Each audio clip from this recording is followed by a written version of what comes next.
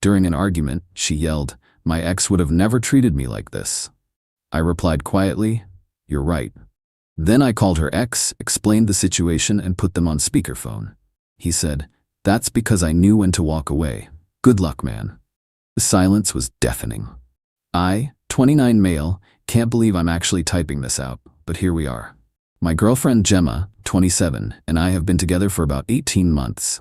Living together for the last 6. Things started great. She was funny, ambitious, worked in event planning. I'm an accountant, pretty boring job but stable income. The red flags started small. She'd make these little comments comparing me to her ex, Dominic. Dom always knew the best restaurants. Dom would have gotten us better seats.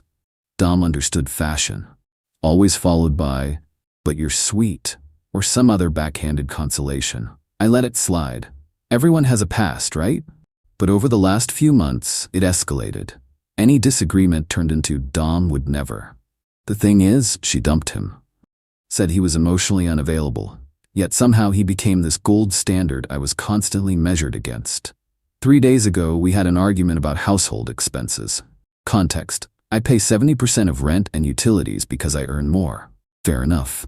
But she wanted me to also cover her car insurance because money is tight, while she just dropped $800 on concert tickets for her and her friends. I said no, calmly explained I'm not her ATM. That's when she exploded. Full volume, finger pointing, the works. Dom would have never treated me like this. He understood what it meant to take care of his woman. You're just cheap and pathetic. Something in me just shifted. Years of these comparisons, the entitlement, the manipulation, I went completely calm. "You're right," I said quietly. She stopped mid-rant, surprised. "What?" "You're right. Dom would never treat you like this." I pulled out my phone. See, Dom and I had actually met once at a mutual friends party after they broke up. Seemed like a decent dude. We'd connected on social media, never really talked, but I had his number. I called him, on speaker. "Hey Dom, it's Tom. We met at Rodriguez's party last year. I'm dating Gemma now." "Oh, hey man, everything okay?" He sounded cautious. "Yeah, quick question. Gemma says you'd never refuse to pay her car insurance on top of most of her living expenses. That true?" Long pause. Then he laughed. Not a happy laugh. "That's 'cause I knew when to walk away, man. Good luck." He hung up. The silence in our apartment was deafening. Gemma's face went from red to white to red again. You called my ex?" "You brought him up. Figured we should get his expert opinion." She started screaming about boundaries, privacy, how dare I, this is insane, manipulative, abusive even. The whole neighborhood probably heard. I just started packing her stuff. Update 1, didn't expect this to blow up. To answer some questions, yes, this is real. No, I don't think calling her ex was psycho. She'd literally been comparing me to him for months. Play stupid games, right? So after the call, I started putting her things in boxes. She tried everything. Screaming that I can't kick her out. I can. Lease is in my name only. Crying about how I humiliated her. Threatening to call the cops. For what? Saying her friends would destroy me on social media. I just kept packing. Calm as a cucumber, which seemed to make her madder. Then she switched tactics. Suddenly she's sobbing, apologizing, saying she didn't mean it, she loves me. Dom was terrible actually, please don't do this. I asked her one question. How much was your half of rent supposed to be this month? She couldn't answer. Because she hadn't paid her 30% share in 3 months. Always had an excuse, but somehow had money for girls' trips, concerts, new clothes. Told her she had until end of business day tomorrow to get her stuff. She could stay with her friend Qley tonight. Called Qley myself to confirm she could take her. Qley was surprisingly understanding. Apparently this wasn't the first time. But here's where it gets really good. This morning, I get a call from her mother, Eleanor. This woman who I've met maybe 5 times starts laying into me. How dare I kick out her baby girl? Don't I know how sensitive Gemma is? Real men take care of their women financially. I'm probably gay if I can't handle a strong woman who knows her worth. I let her rant for a solid minute. Then, "Eleanor, did Gemma tell you she hasn't paid rent in 3 months? That's not. She said you told her not to worry about it.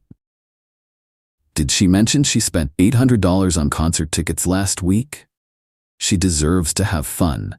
Did she tell you she's been comparing me to her ex for our entire relationship? Well, maybe you should be more like him. Ma'am, her ex literally told me he dumped her because of this exact behavior. Click, she hung up. 20 minutes later, Gemma's sister Fiona texts me a novel about how I'm a broke, dusty loser who can't handle a queen, and that I'll die alone with my calculator. I'm an accountant. The calculator joke was actually pretty funny. Update 2. The entitlement escalation has been absolutely wild.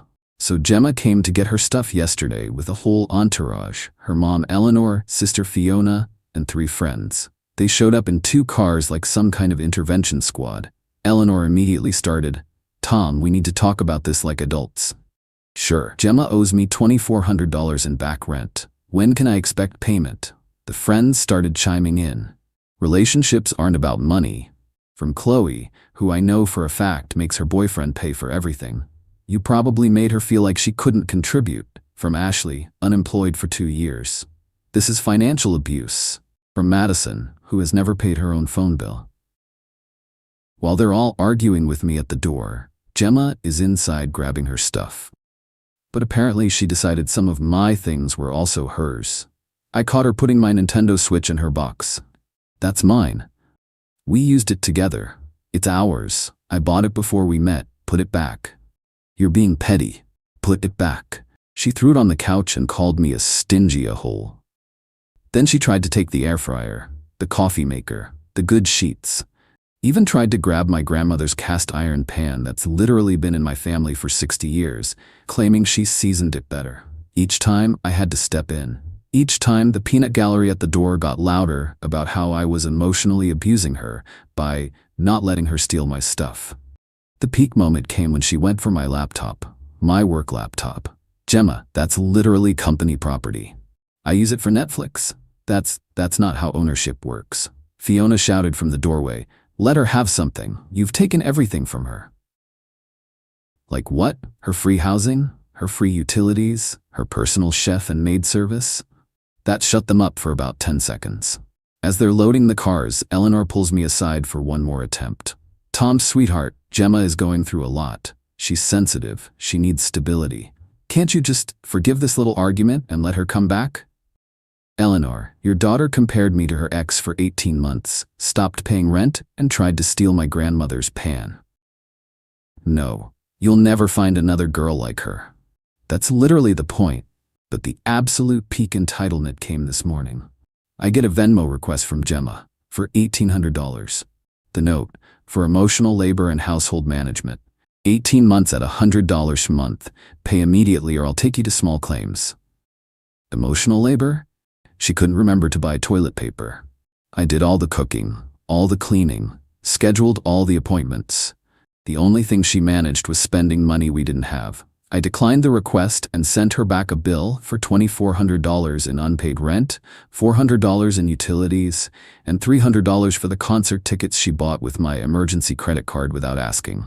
She blocked me, then unblocked me an hour later to send, "You're going to regret this. I'm going to make sure everyone knows what kind of man you really are."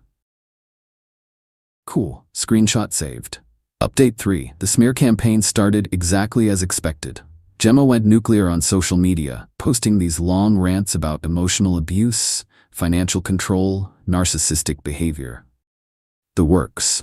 Some highlights from her posts. He isolated me from my support system. I encouraged her to go out with friends. He monitored every penny I spent. I asked her to pay 30% of rent. He turned my family against me. I told them the truth. He even called my ex to humiliate me. Okay, that one's true, but warranted. What she didn't expect. Dom commenting on one of her posts. "Gemma, this is the exact same story you told about me, and Brad before me. Maybe it's time for some self-reflection." The comments section exploded. Suddenly, Brad, the ex before Dom, appeared. "Wait, she told people I was financially controlling too? She lived with me rent-free for a year." Then some girl named Amy showed up. "Girl, you still owe me $600 from 2019. The post got deleted within an hour. But screenshots are forever, and her friends were texting me, laughing about it. But Gemma wasn't done. Oh no, she tried to get me fired. She called my company's HR department claiming I was harassing her and creating a hostile work environment. Problem is, we don't work together.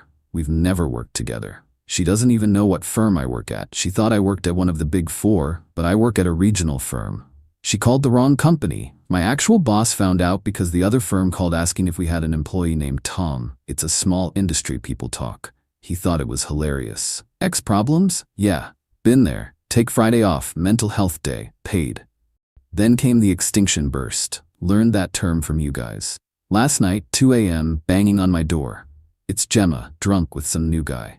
She's crying, saying she misses me, she loves me, she made mistakes. New guy looks confused as hell. Babe, you said we were going to your place. This is my place. I live here. Tom, tell him. Dude, she doesn't live here. She hasn't lived here for a week. She's using you for a ride. He looks at her, looks at me, looks back at her. You said this was your ex-roommate. He is. Roommate? We dated for 18 months. She got kicked out for not paying rent and comparing me to her ex constantly. The guy's face was a journey. You said your ex was abusive. He is. Look what he's doing. What, not letting you into his apartment at 2 a.m.? She turned on him. You're taking his side? You men are all the same. He just walked away, left her there.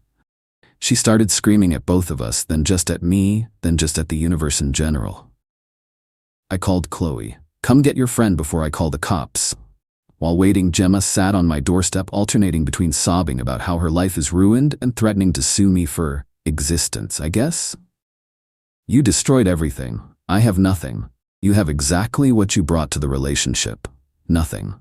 I gave you my best years. Gemma, you're 27, and we dated for less than 2 years. Relax. Qley finally showed up, looking exhausted. Gemma, come on. This is the 3rd time this week. 3rd time? Apparently she'd been doing this regularly, just usually I was asleep and didn't hear it. As Qley is dragging her away, Gemma shouts one more thing. Dom was twice the man you are. I couldn't help myself. Then why is he dating a yoga instructor named Bradley now? Dead silence. Even Qley stopped walking. What? Yeah, he's bi. Didn't you know? He's super happy now. Posted about their 6-month anniversary yesterday. She literally collapsed. Just sat on the ground processing this information. Qley finally got her in the car, but not before mouthing, sorry to me. Final update. So this is probably the last update because life has finally gotten back to normal-ish. The last few weeks have been illuminating. After the 2 a.m. incident, Gemma went completely silent for about a week. I thought maybe she'd finally gotten the message. Nope. Eleanor called me last week. Different energy this time. Tired, defeated. Tom, what actually happened? I need the truth. Apparently, Gemma had moved back home and the mask had completely come off. She was treating her parents like servants, demanding money, refusing to look for work, and constantly ranting about how the world owed her better. I sent Eleanor screenshots of the Venmo request for emotional labor, the bills for unpaid rent, and the social media posts where Dom and Brad had called her out. Long silence. Then, oh my God, we created a monster, didn't we? That's above my pay grade, Eleanor. She told the same stories about them. We always believed her. We always took her side. Oh my God. She apologized profusely and mentioned they're requiring Gemma to get a job in therapy or move out. Good luck with that. But here's the twist that nobody saw coming, including me. Remember Dom? We've actually become friends, like genuine friends. After the whole social media disaster, he reached out to apologize for his snarky comment on the phone. Nah man, you were perfect. That timing was chef's kiss. I felt bad leaving you hanging, but honestly, when you called, I had war flashbacks. That woman is exhausting. We grabbed beers last week. Brad came too. It was like a support group for Gemma survivors. Brad brought a spreadsheet, he's an engineer, documenting all the money she'd borrowed/stolen from him. Dom had screenshots of her comparing him to Brad constantly when they dated. The patterns were identical. Brad summed it up perfectly. She doesn't want a partner. She wants a parent with benefits. We have a group chat now called Dodged Bullets. It's mostly memes and checking in on each other. Brad's engaged now. Dom's happy with Bradley. And me? I'm just enjoying having my apartment back, my finances in order, and my sanity intact. Gemma, from what I hear through the grapevine, is already dating someone new. Some guy from her gym who apparently has potential, translation, money. Qley told me Gemma's already started the "my ex was abusive" narrative about me to him. The guy's name? Tom. Different Tom, but still. The jokes write themselves. His buddy already reached out to me on Instagram asking if the stories were true. I just sent him the screenshot of the Venmo request for emotional labor and said, "Good luck." He responded, "Jesus Christ." Yeah, buddy, run. As for me, I'm good. Better than good, actually. Started seeing someone new from my building's coffee shop. She actually insisted on splitting our first date bill. When I offered to pay, she said, "I'm an adult with a job, not a charity case." I might have fallen a little bit in love right there. She thinks this whole story is hilarious, Batu. Her favorite part was the calculator joke from Fiona. "At least she was creative with the insults," she said. And final funny note, I ran into Qley yesterday. Apparently Gemma tried to charge her rent to stay on her couch. Qley kicked her out immediately. Even her most loyal friend has limits. The entitlement never ends with some people. But you know what? Not my circus. Not my monkeys anymore. To everyone who said I dodged a bullet, more like I dodged a nuclear missile. And to anyone dealing with their own Gemma, that comparison to their ex, that's not about you. It's manipulation, pure and simple. The second someone starts that game, remember what Dom said, know when to walk away. Peace out. I'm going to go enjoy my drama-free life with my calculator and my financially responsible girlfriend. P.S. Gemma, if you're reading this and Qley says you definitely are, Dom's boyfriend says hi. He also says you still owe him $40 from that double date you insisted on 2 years ago. Bradley remembers everything.